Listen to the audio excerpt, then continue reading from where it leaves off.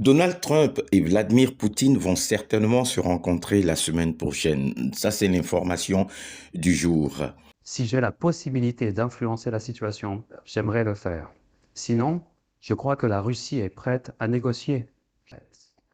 Je pense que nous pouvons conclure un accord avec la Russie et Zelensky. Il y a 3 mois, Donald Trump disait ceci, mais les trolls et les médias propagandistes n'ont pas capté pour comprendre pourquoi Washington se déplace maintenant vers Moscou. Donald Trump évoque une rencontre productive entre Steve Witkoff et Vladimir Poutine. Bon, là, on ne parle plus de l'ultimatum de Donald Trump à Poutine qui finit demain. Tous les médias occidentaux et surtout français n'évoquent plus cet ultimatum et autres. Non, là, c'est terminé.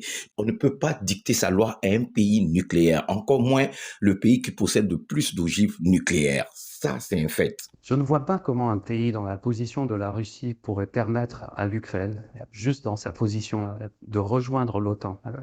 Je ne vois pas comment cela pourrait se produire. Bien avant le président Poutine, la Russie était très ferme sur cela. Et je crois que la raison pour laquelle la guerre a commencé, c'est que Biden est sorti et a dit qu'il pouvait rejoindre l'OTAN.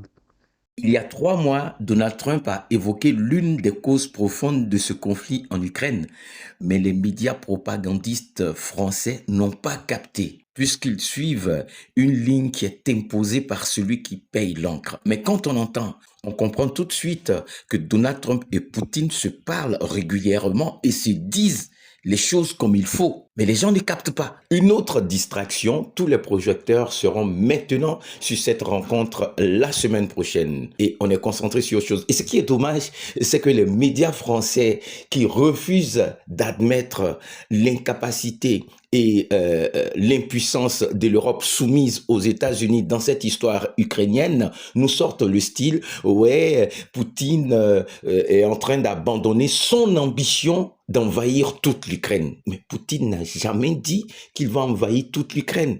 Je mets au défi n'importe quel média français. Il n'y a aucune vidéo, il n'y a aucun récit officiel de Poutine où il parle d'envahir toute l'Ukraine. Les objectifs de Poutine, les oblasts et tout, Poutine a carrément atteint ses objectifs.